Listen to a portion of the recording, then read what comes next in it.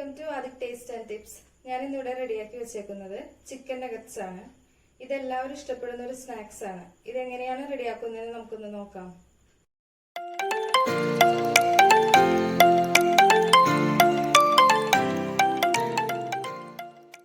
ഇതിനെ ഞാനിവിടെ 250 ഗ്രാം ചിക്കനാണ് എടുത്ത് വെച്ചേക്കുന്നത്. ഇത് എല്ലാം കളഞ്ഞ് ക്ലീൻ ചെയ്ത് ചെറുതാക്കി കട്ട് ചെയ്ത് എടുത്ത് വെച്ചിട്ടുണ്ട്. ഇതിലേക്ക് ആദ്യം നമുക്ക് 1/2 ടീസ്പൂൺ പെപ്പർ പൗഡർ ചേർത്ത് കൊടുക്കാം. 1/2 teaspoon Kashmiri chilli powder, 1/2 teaspoon oregano, 1/2 teaspoon soya sauce, 1/2 teaspoon red chilli sauce,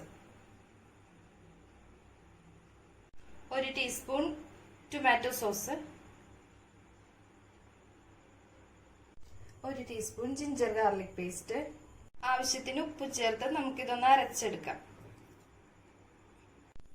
chicken ഞാനിവിടെ അരച്ചെടുത്ത് വെച്ചിട്ടുണ്ട്. ഇനി ഇത് മിക്സ് ചെയ്യാനായിട്ട് 2 ബ്രെഡ് എടുത്ത് നമുക്ക് പൊടിച്ചെടുക്കാം.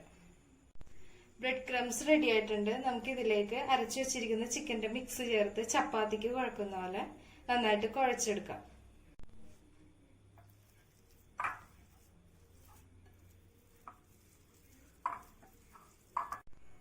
നന്നായിട്ട് കുഴച്ചെടുത്ത് വെച്ചിട്ടുണ്ട്.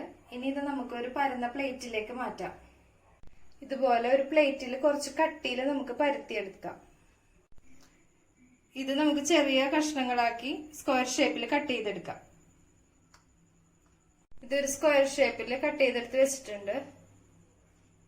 ഫ്രൈ ചെയ്തെടുക്കാനായിട്ട് ഒരു 5 ബ്രെഡ് എടുത്ത് പൊടിച്ചു വെച്ചിട്ടുണ്ട്. ഒരു മുട്ട, ഒരു നുള്ളു ഉപ്പും ഒരു നുള്ളു പെപ്പർ പൗഡറും ചേർത്ത് മിക്സ് ചെയ്ത് വെച്ചിട്ടുണ്ട്.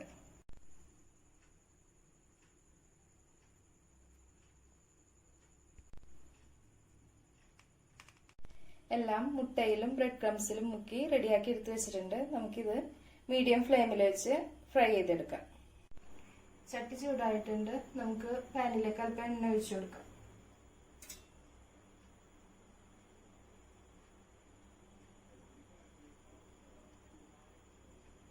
നമുക്ക് പാനിലേക്ക് ഓരോന്നായിട്ട് ഇട്ട് കൊടുക്കാം.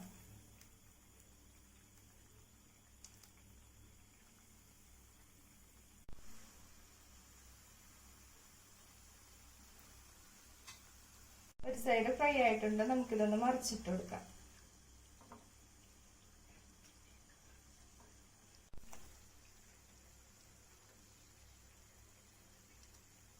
നമ്മുടെ ചിക്കൻ നഗറ്റ്സ് എല്ലാം റെഡി ആക്കി ഇട്ടിട്ടുണ്ട്.